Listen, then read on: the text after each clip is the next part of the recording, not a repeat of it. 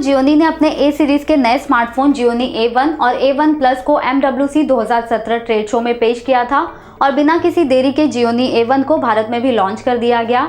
दोस्तों, इस स्मार्टफोन में कई सारे फीचर हैं, जैसे इसमें 16 मेगापिक्सल का फ्रंट कैमरा दिया है, बड़ी बैटरी दी है और ये स्मार्टफोन एंड्रॉयड नौगट पर आधारित Amigo ऑपरेटिंग सिस्टम पर चलता है और 20,000 की प्राइस कैटेगरी में दूसरे ब्रांड के स्मार्टफोन की तरह ही ये स्मार्टफोन भी उन्हीं फीचर से पैक्ड है। पर दोस्तों, क्या ये स्मार्टफोन कैमरा और ओवरऑल परफॉर्मेंस के मामले में बाकी स्मार्टफोन की बराबरी कर पाएगा? हमने इसे कुछ दिन टेस्ट किया और अपने अनुभव के आधार पर आज हम आपको इसके डिटेल रिव्यू के बारे में बताएंगे। तो दोस्तों, मैं हूँ विभा और darogaji.com पर आप सबका स्वागत है। दोस्तों, आज के समय में भारत में बिकने वाले ज़्यादातर स्मार्टफोन में मेटल यूनिबॉडी देखने को मिलती है और सिर्फ मिड रेंज ही नहीं बल्कि बजटेड स्मार्टफोन भी मेटल यूनिबॉडी से बने होते हैं, जो कि एक अच्छी बात है।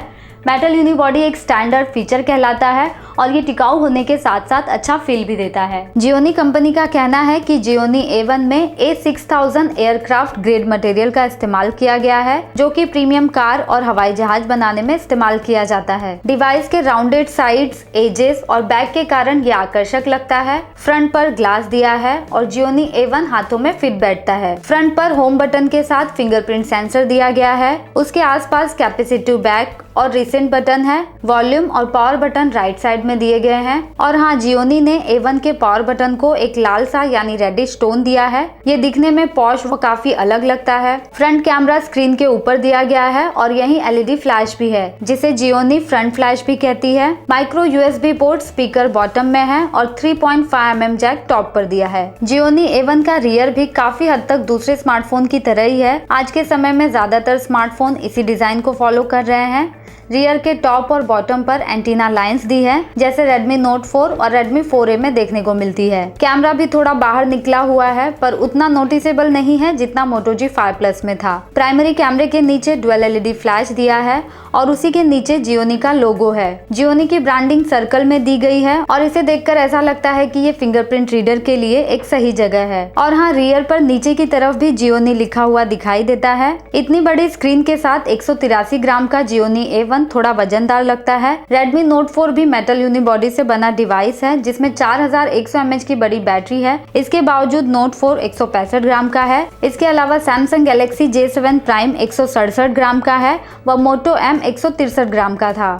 ये दोनों स्मार्टफोन भी Gionee A1 की कैटेगरी के हैं, पर A1 से हल्के हैं। इस डिवाइस की हाइट 154.5 mm है, विड्थ 76.5 mm की है और ये डिवाइस 8.3 mm पतला है। वैसे दोस्तों, हमने Gionee A1 की अनबॉक्सिंग भी की थी। अगर आपने वो वीडियो नहीं देखा है तो आप देख सकते हैं। A1 की अनबॉक्सिंग करने पर एक charger, micro USB cable, earphone, एक transparent back cover, instruction manual guide और सिम इजेक्टर टूल मिलता है। ओवरऑल प्राइस के हिसाब से इसकी डिज़ाइन अच्छी है, ये डिसेंट है, अच्छा फील भी देता है और हमें ऐसा लगता है कि ये थोड़ा और हल्का होता तो इस्तेमाल में ज़्यादा आसानी होती। दोस्तों, अब इसके टेक्निकल स्पेसिफिकेशन और सॉफ्टवेयर पार्ट की बात करते हैं। Gionee A1 octa-core MediaTek Helio P10 MT6755 processor पर चलता है, जिसकी फ्रीक्वेंसी 2 GHz की है और इस प्रोसेसर के साथ 4 GB की रैम दी गई है। इसमें 64 GB की इंटरनल स्टोरेज दी है, जिसे आप माइक्रो SD कार्ड के जरिए 256 GB तक बढ़ा सकते हैं।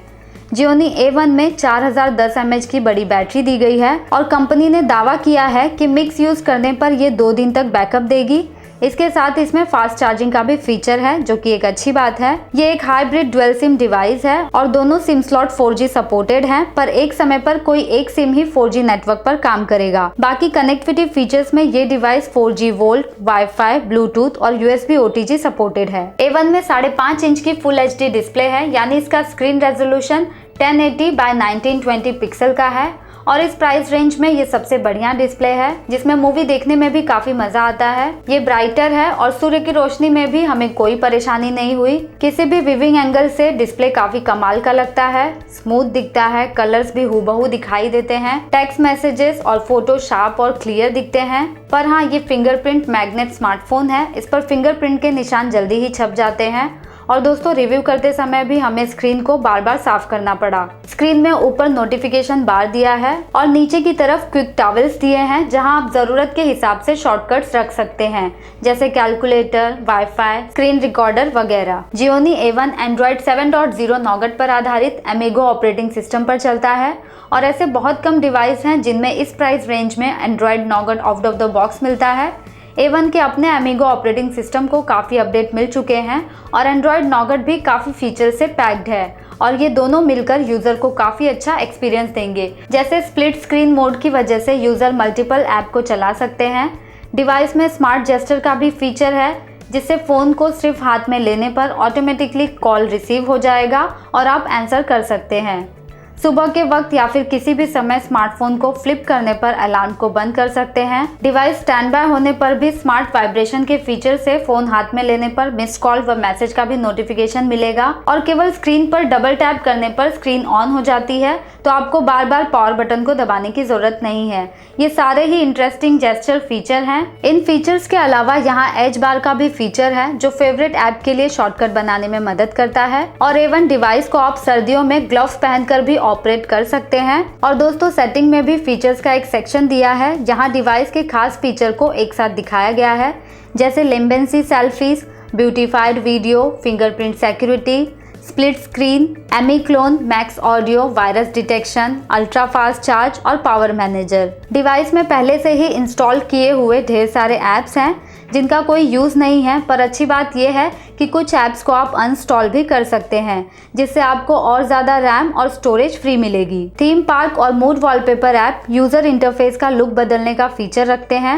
वहीं पर जी स्टोर ऐप से न्यू ऐप्स, गेम व वीडियो को इंस्टॉल किया जा सकता है। इनके अलावा भी कई सारे प्रीलोडेड थर्ड पार्टी ऐप्स हैं जैसे gender, Amazon, for today, messenger, Sawan, Swift keyboard और ट्रू कॉलर ऐप शामिल हैं। गेम्स भी शामिल हैं जैसे asphalt Nitro, bubble batch 3, danger dash और रियल फुटबॉल। अब दोस्तों इसके कैमरा पार्ट के बारे में हम आपको बताते हैं जो कि इसकी खासियत है। 13 मेगापिक्सल का rear camera dual LED flash और अपर्चर f2.0 के साथ आता है। इस कैमरे में सोनी IMX258 सेंसर का इस्तेमाल किया गया है।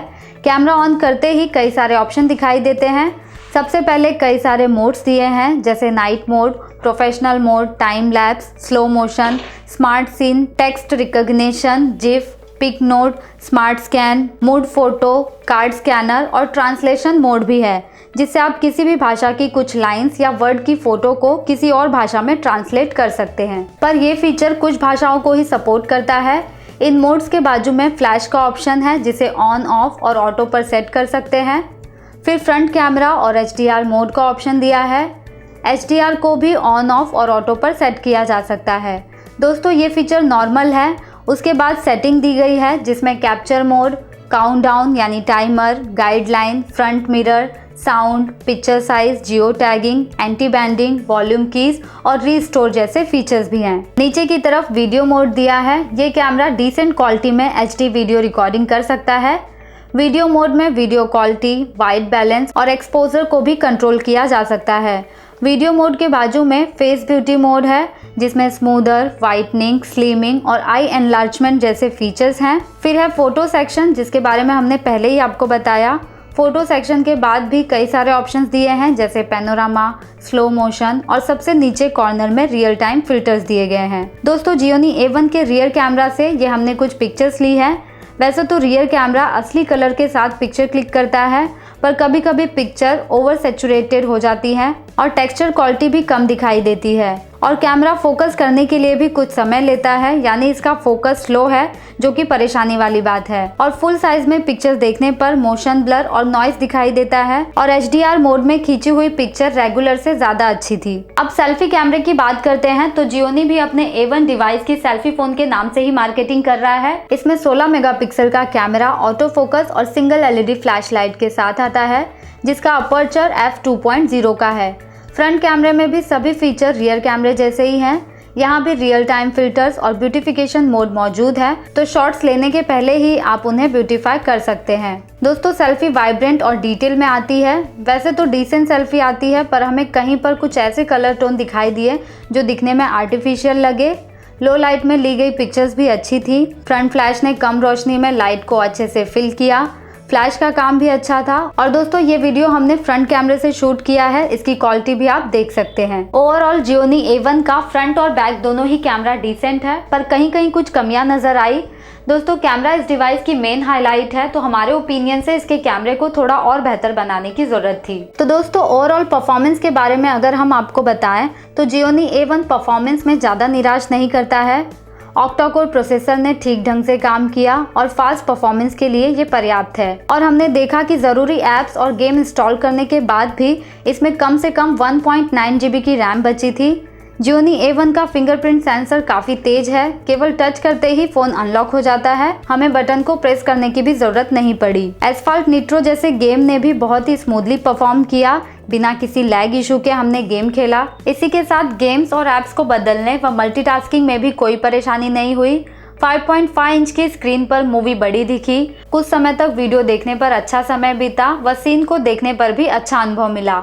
पर हाँ दोस्तों, एक बात यहाँ निराश करने वाली है कि Gionee A1 डिवाइस काफ़ी गर्म हो जाता है। कुछ समय तक गेम खेलने पर फ़ोन इतना गर्म होता है कि इसे पकड़ना कठिन हो जाता है। सिर्फ गेम खेलने पर ही नहीं, GPS यूज़ करने पर या ज़्यादा देर तक कॉल पर बात करने पर भी इसमें हीटिंग इश्यूज़ की प्रॉब्लम होती है। और ज़्यादा समय तक कैमरा ऑन रखने पर या बहुत सारी सेल्फीज निकालने पर भी ये गर्म होने लगता है, जिससे परेशानी होती है और मज़ा भी किरकिरा होने लगता है। दोस्तों भले ही स्मार्टफोन की प्राइस कितनी भी हो, पर कोई भी अपने स्मार्टफोन में हीटिंग इश्यूज़ की उम्मीद नहीं करता है, और हमें भी इस डिवाइस की यही बात पसंद नहीं आई। और ऑडियो परफॉर्मेंस की बात करें तो A1 में मैक्स ऑडियो इन्हेंसमेंट का फीचर है, जो स्पीकर व ईयरफोन के साउंड को काफ़ी हद तक इम्प्रूव करता है। ज़्यादा वॉल्यूम बढ़ाने पर भी कोई परेशानी नहीं होती है और ना ही आवाज़ की क्लैरिटी में कोई दिक्कत आती है। सब कुछ साफ और अच्छी क्वालिटी के साथ सुनाई देता है। दोस्तों ये A1 के स्पीकर से निकली हुई आवाज़ है, जो हमारे कैमरा माइक में कुछ इस तरह से रिकॉर्ड हुई है।